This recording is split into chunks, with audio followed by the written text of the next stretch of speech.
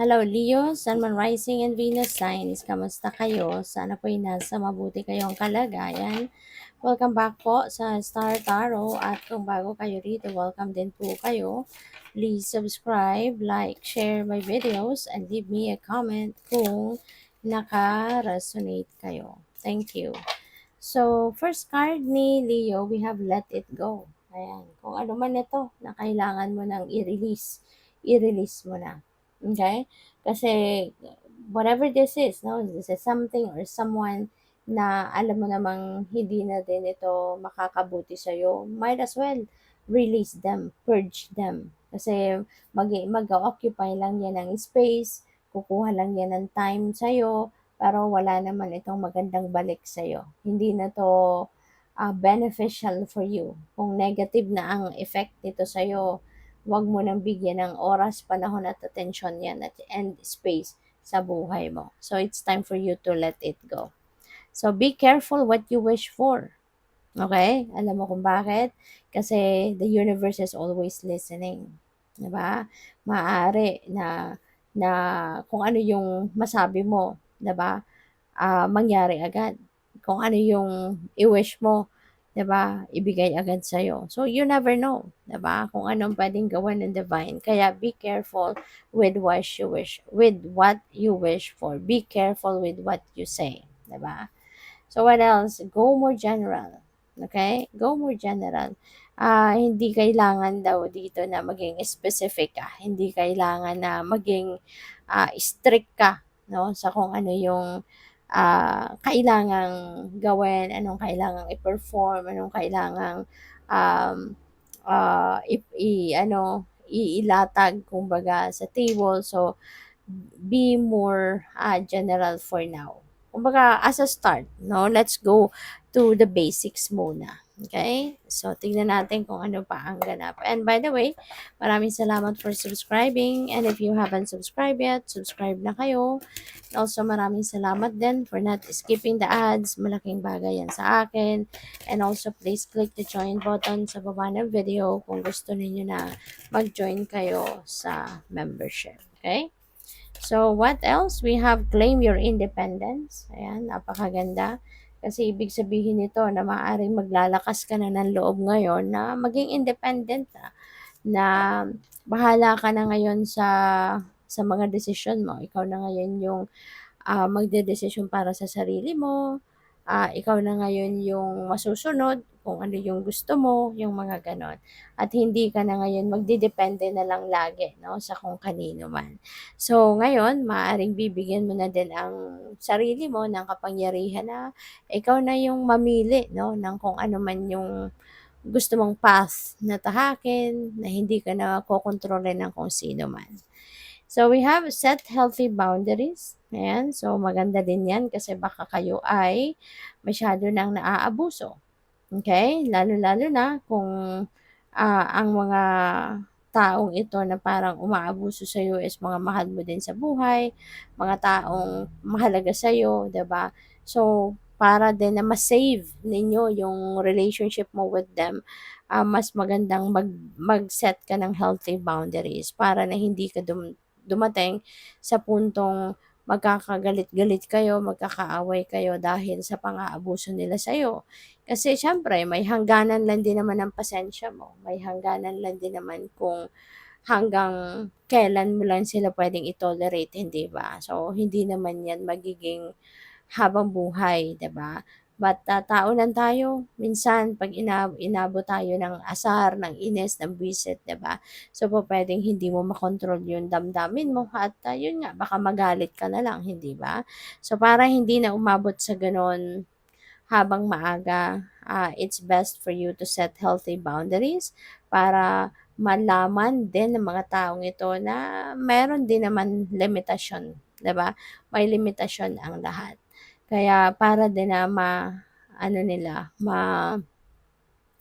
tawag dito, para din naman na ma-recognize nila yung limitasyon na sinet mo, mag-develop din sila ng respeto sa'yo, paggalang sa'yo, 'di ba? Kasi hindi porket mabait ka, hindi porket naggi-give way ka, habang buhay nang gagawin mo 'yun. 'di ba? Kaya mas maganda na habang maaga mag-set ka na ng healthy boundaries kasi it could also help you to strengthen your relationship with them, 'di ba? So what else? We have spirit has a plan. Ayan. So alalahanin mo na yung divine universe, yung spirit, si God, no, isa lang 'yan, ay may plano para sa 'no? Lahat tayo, no, may plano para sa atin ang divine universe and he's still working on it.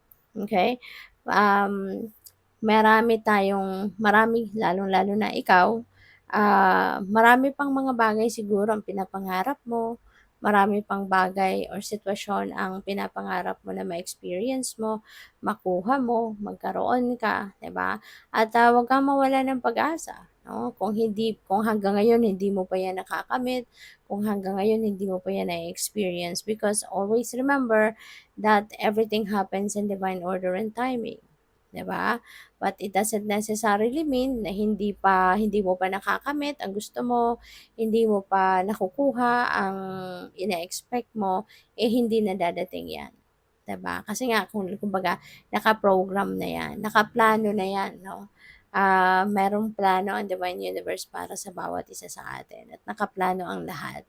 Kaya, 'wag tayong malungkot, 'wag tayong ma-frustrate kung hindi dumadating or hindi nangyayari sa timeline na ine-expect natin na mangyari ang mga bagay-bagay na gusto natin, 'di ba? Kasi hindi tayo ang magdedesisyon, hindi ba? But it's God, it's the Spirit, it's the divine universe who's going to decide on that. Kaya tayo na lang dapat na maghintay at matuto tayong magpasensya. Okay? So, tingnan natin kung ano pa ang ganap.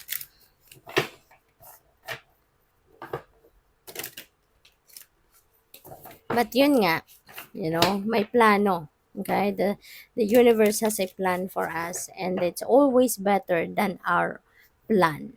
Kaya, mas magandang sundin na lang natin kung ano yung plano ng universe para sa atin.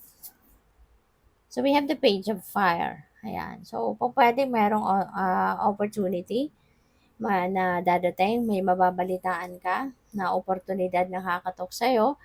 And ang maganda dito, this is going to excite you. This is going to motivate you, 'di ba? Kasi ito yung pagkakataon na may express mo din naman yung yung creativity mo, yung talent mo, magagawa mo, yung passion mo, magagawa mo.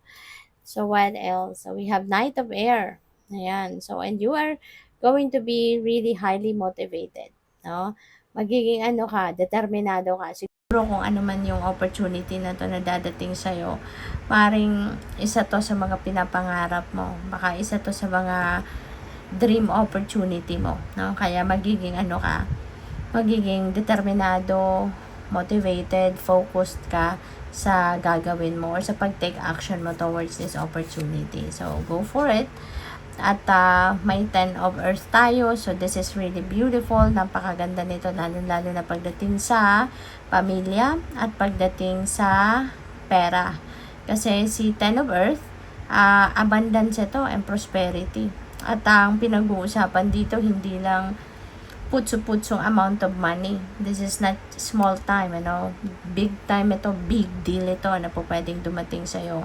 Kaya nga, kung saan man manggagaling ang perang ito, you would be able to establish your financial future with this money. 'Di ba?